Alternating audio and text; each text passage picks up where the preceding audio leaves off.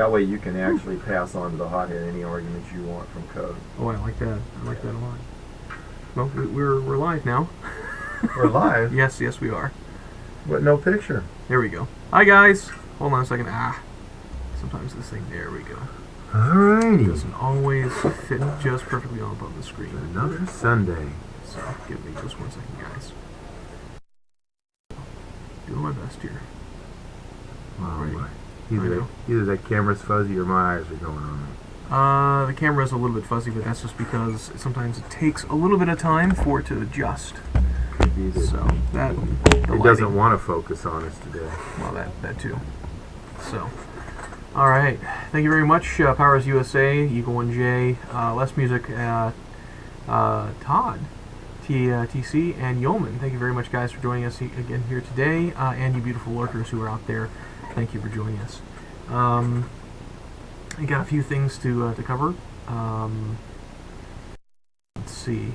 Since our last live broadcast, for those people who were asking about the live broadcasts, specifically the ones that were there, unfortunately you're going to have to go up to YouTube to actually see some of the previous broadcasts because Just Not TV has erased all of them. I got back in touch with them. They told us that it's just one of those things that when they were switching all the accounts over, those people who were of the premium broadcasters got switched over, but those people who were like us, who have been here for a while, unfortunately got smacked around because of, well, we are not the people who are pulling in millions upon millions of viewers every single day. So, we're the lowest priority.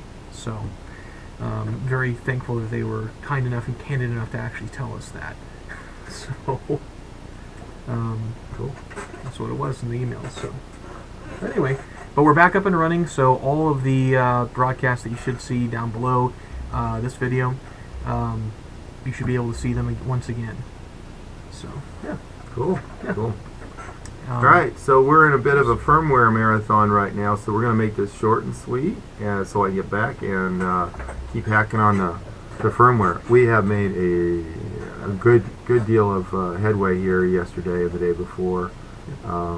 So we also took some time and documented some of the variables better. So I know there's a few of you guys that are going to want to have a look at the code. It'll make it a lot more sense now. Also, we went ahead and threw in the hooks for the ability to send custom controls all the way to the hotheads via M codes. So we have blocked out a series of M codes that send the parameters, and it's up to the hotheads to do something special, because we've been contacted by dozens of people who want to make their own custom hotheads, and so we've left it so that they're compatible and you just add your code to it. We also have some hotheads that have extra memory in them coming. Matter of fact, I think they're here. I'm sure they're here now that I think about it. They already arrived. A couple of quick things, which I know you all like to hear. One, the new hot plates were shipped to us yesterday and will arrive Tuesday or Wednesday. So it will take us about 2 or 3 days to get them folded and get the connectors on. But a week from today we will definitely have a demo for everybody. And then we've been getting your emails, so those of you guys, who are going to want to jump up and on the hotter plate for sure, we'll honor what we said. And just for the cost of the if it fits it ships thing, it's on its way to you. And I feel guilty asking for that, but hey, hang around. That's just so we know you're serious. The whole $9 or $10 is going to cost. All right. Actually, it might be like 15 because it's a pretty big box. The next thing that's on the announcements list is we are 99% sure that we have the next 50 to 150 printers, i.e. System 30s, display solution nailed. And I will know that tomorrow for sure. We have it technically fixed. Now we're making sure the supply is intact. But whoever gets it is going to be one lucky dude, because we have moved heaven and earth to get these extremely high quality touch panels. And so I am not sure who is smiling down, but they are. So that will unplug our shipment and we'll let stuff start ripping out the door again. So I already have 6 units in hand for testing, and we have at least 45 more we can have this week. This has been a big pain in the neck for the last who knows how many months for us, because we thought we had it solved and then we had some issues, and we don't want to ship something you guys just have you call us up and say, hey, it's still working, you know. So anyway, it's a good deal. The other thing is that one of our machine shops that we're vetting out, who we're very pleased with so far, has delivered another 100 to 200 sets. I only had 100 of the bodies made of the MK1s. That means that next week, end of next week, those will be here on Tuesday and Wednesday also. They're all shipping together. We will have a plethora of MK1s on hand. And I love that word. So, yeah, things are finally catching up to us, we hope. Oh, hi, David Kibble. Thank you very much for joining us. Oh, David. He asked a question, which is, are they still resistive, the screens? Not the system ones. The system ones are capacitive. You know what? I'm not going to tell you too much about them other than... Well, it's so much more fun to show. They look like this. As you can see, they're extremely good quality. And they are fully bonded. And they're nice, so we have a nice back panel that's made for them. They drop right in. And the nice thing is it's USB touch, and it uses the N-Trig drivers, which work well. So, yes. There you go. So, let's see. Eagle and Jay says, do we have to modify the holder to get the new screen in?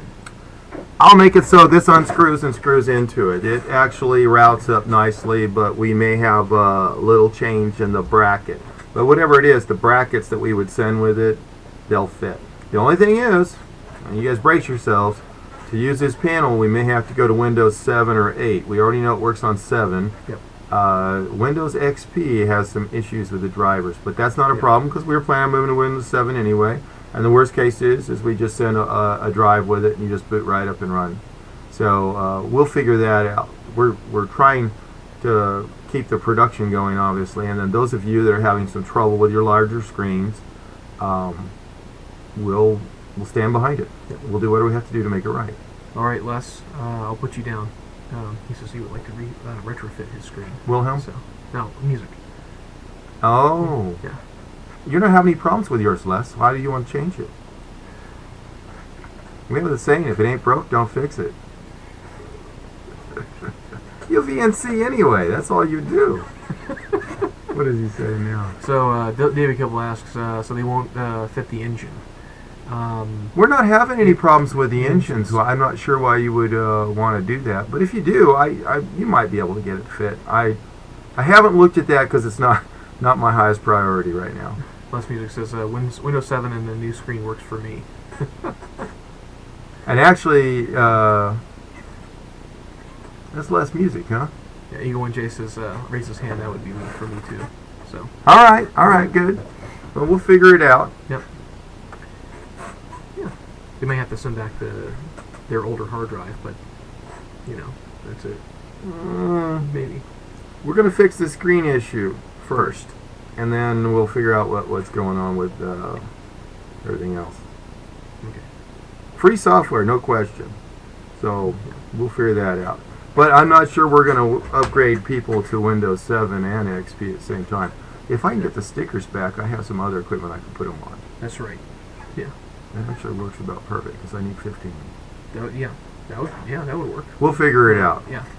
So we'll let you guys know. It will be 32-bit. It will not be 64-bit. That's a great question for Windows 7. I don't know. So, I have the option of either one with what I found. Really?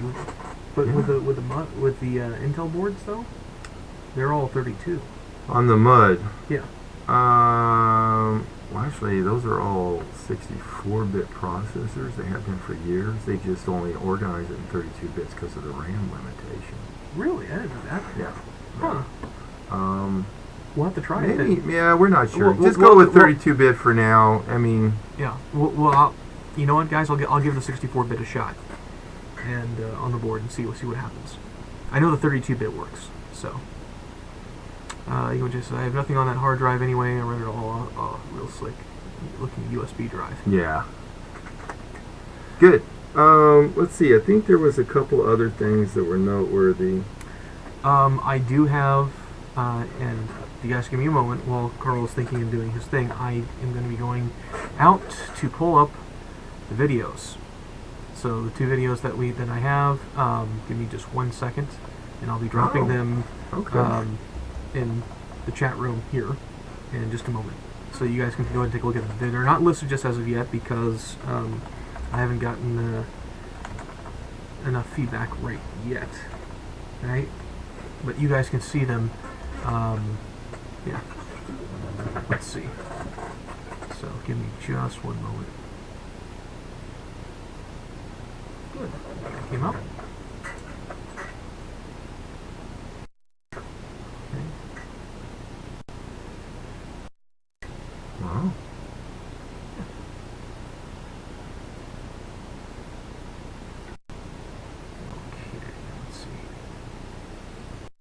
So the very first one, guys, is the tramming video. So if you want to take a look at them, that's the tramming video. And the second one, I'll probably be spamming YouTube here in just 1 second. Let me go back. The second one is the quick start video. So although I'm not 100% sure, I certainly hope that the video came through on the quick start video perfectly. So the software that I'm currently using as of right now is not it's not necessarily the best. It works, but that's about it. Look at the size of that finger. Thanks, Carl. So there we go. So there's the first one you see there. The first link is for the tramming video. If you guys have any questions over tramming, and the second one's for quick start, meaning going from getting your guy up and running and printing. So from a dead stop. All right. Okay. So, there you go, Jay. I can picture Carl hanging a 30-inch monitor off the side of his System 30. do they even make 30-inch screens that are touchscreen? They've got to. Absolutely, and I have a good source for them. Okay. Oh well, of course. Well, there's now, that. I don't know what he's talking about, folks. I have never tried a larger monitor in my life. Mm-hmm. And yeah, this is an industrial strength touch monitor. The problem is that it weighs more than the printer. Anyway, it really does. So mounting it, I actually cantilever it and make it fall over. We tried. So let's see. Just asking because Yeoman was just asking because his CAD only goes up to 60. It only runs on 64-bit. So yeah. Yeoman, I'll you know what, Yeoman, you should. Yeah. What CAD are you running? Because I might have a better solution for you. Okay. Yeah. Kibble asks, can't you get a bigger monitor for Carl? Yeah. So. That's right. Yeah. I'm having trouble seeing these days. Mm-hmm. I don't know if it's lack of sleep or it's just old age. It's probably a combination. Mm-hmm. Yeah. I'm starting to get that myself. You know, I still see fine in the distance. The problem is you can only, program so well from 10 feet away from the screen. The programming's really clicking. I got to tell everybody that we finally got it to a stage where we're debugging less and coding more. So that's a good thing.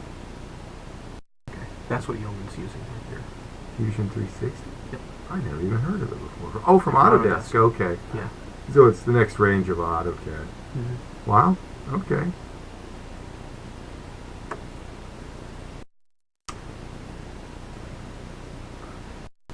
Yeoman, do you work with PCs very often? Are you PC literate? Do you think you could change your motherboard? PC. Okay. I think more than likely, Yeoman uses Macintosh. He uses Apple products. Oh, are you using a Mac? Yeah, I think he is. Oh. So. Yeah. And Yeoman says Autodesk all the time. I said he changes stuff all the time. He says, I have a shop. That's not a big deal. Meaning, I think Yeoman says that he can do it. So. Well, if he's running Mac, it won't work. But if he's running a PC-based Autodesk, then I got something coming on Tuesday or Wednesday. There's actually a lot of stuff in this package. 25 volcano bodies. I didn't have enough weight balanced on it. There's 25 more coming on Friday or Saturday. I mean, just tons of parts. It's awesome. I believe there's some nozzles that are 0.35 millimeter also in the group, but we haven't verified that yet. So they were supposed to be in the picture. We'll see what happens. The heaters. The motors were shipped on Friday for the next group. The screen. And I got 2 motherboards, which will be the new motherboards for the next year to 3 years, depending on how it goes, that are interesting. So that's why if someone out there wants to be a guinea pig, I might. But we're trying to vet those out first. Yeah, we got to vet them out and get the drivers working first. Now let's see what that says here. Oh, he runs a computer shop? Yeah. Wait a minute, that's not. I thought you ran a coffee shop. No. We're talking about Yeoman in Florida, right? Yeah. Cool. I'll be right back. Give me just 1 second to actually pull this up. So.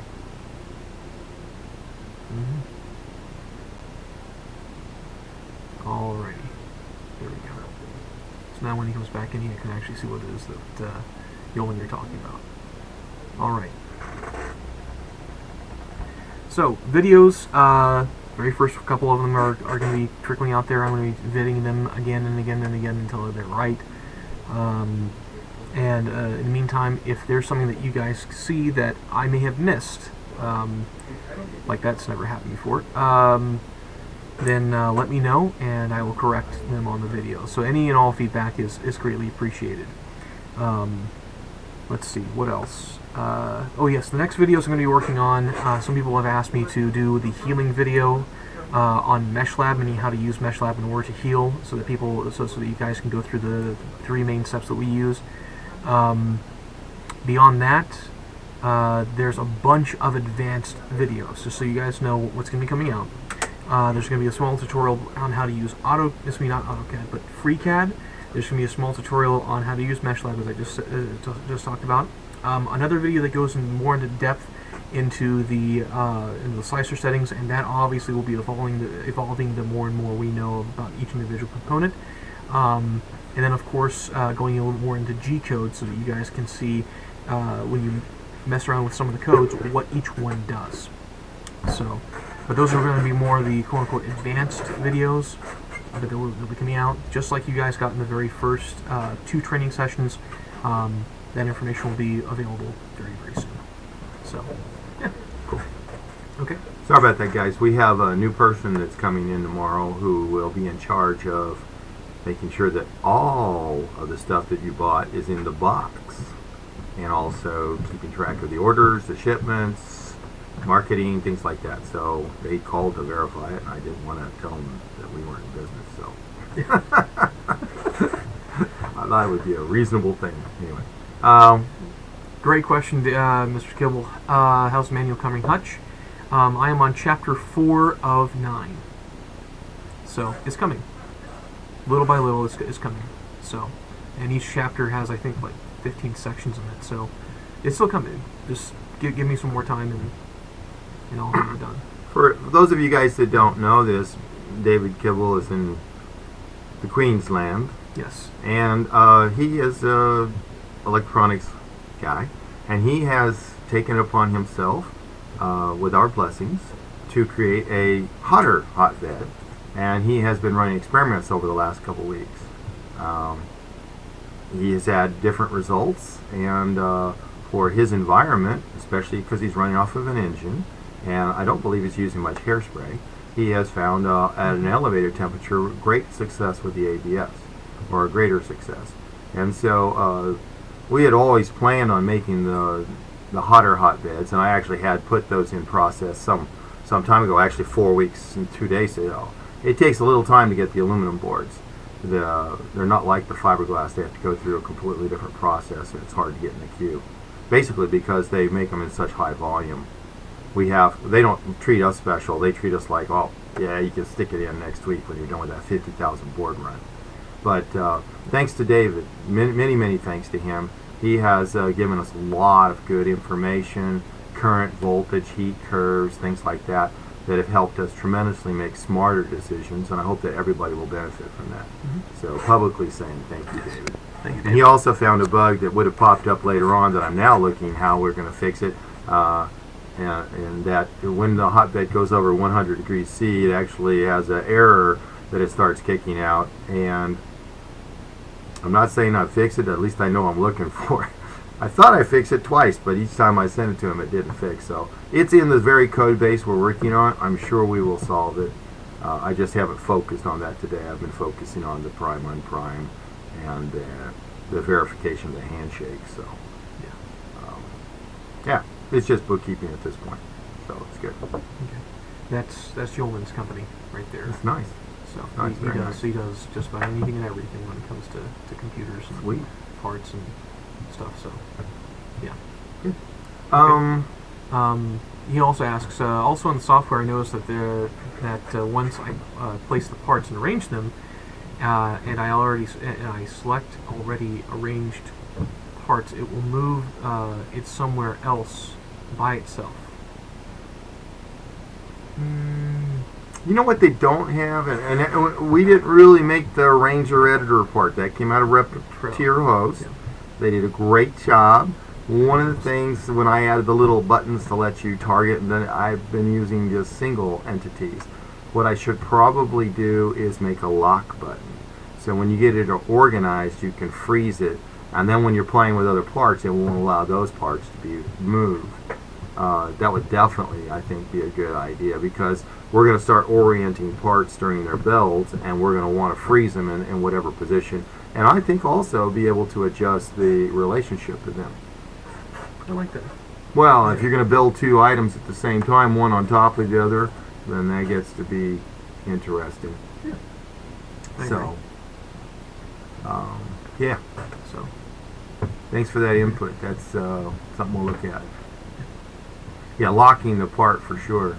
But locking the relationships of the parts. So when we're doing two different things, we can, force their spacing. One thing that Davo did this week, and he got to be a lot better at printing this week. He spent quite a bit of time with it, and Curry was helping us, and I'm not sure if that was the right thing, but we got through. We did our community service. So thank you for the efforts, everybody. Davo has made 4 or 5 different prints, objects at different resolutions, and then we've been merging the G-codes on top of each other. We showed you last time we got together on how that looked, and it looked actually pretty impressive. Or at least it was impressive, may not be the right word. It looked like it communicated the capabilities and the reasons why you would pick different Z heights quite nicely in a single piece. So I liked it a lot, and I thought it was a good project, good part to do. And that file will be available to everybody here as soon as we have it making all 5 heights. I think he's up to the 4th one, but it hasn't got the last one. It actually goes up to a 25 micron final layer print.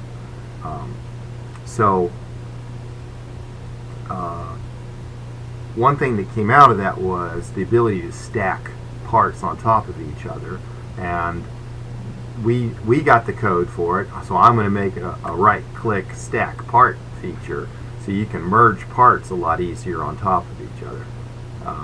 That's another one that's a no-brainer, but will save a lot of grief because some people kept forgetting to type the G92 Z0 at the right time. So the good thing is the visualization actually works pretty well. Yeah. And so the G code, when it looks right on the screen, has been printing correctly. So anyway, it's a lot of really, the software on the user interface side is really a lot of fun to work with because of all the cool things you can do. So from our standpoint, it's fun to code and all that stuff. Get me out of the No one heard me say that, I hope. you don't like C? Come on. I like C. Not as much as I like C sharp though. Yeah. Well, no question. As soon as somebody comes up with a free editor, a free C editor that does IntelliSense, Actually, and does it well, just like C# does. if you look at Which one? Cocox actually has IntelliSense in it. They have it now? They've had it all along. Really? That's how I found it. Oh. You just have to hit the space bar and then it pops whatever you think. Oh, okay. But they need to make it so you can activate and it'll pre-pop it up for you the way you have. Now, I like the speed of Visual Studio's IntelliSense. It works well. I mean, most of the time it works quite well. So. Let's see. Yeoman asks, the last time you had a part printed in different layer heights, did you write that G-code, or is there an option to change layer thickness in a different part of the build? We wrote the G-code in 4 sections. So what it is, it's 4 parts that are sliced at different thicknesses. You really have to slice it at the right Z height and then take the G-code and add it together. At this point, and that's not going to be forever, but at this point, I don't know of any slicer that lets you define the thicknesses at different striations in the build. I don't know if you've seen or come across one yet or not. But that is absolutely in the works. So that you guys know, there's a lot of people that are willing to help, but we actually realized that taking free help is just what you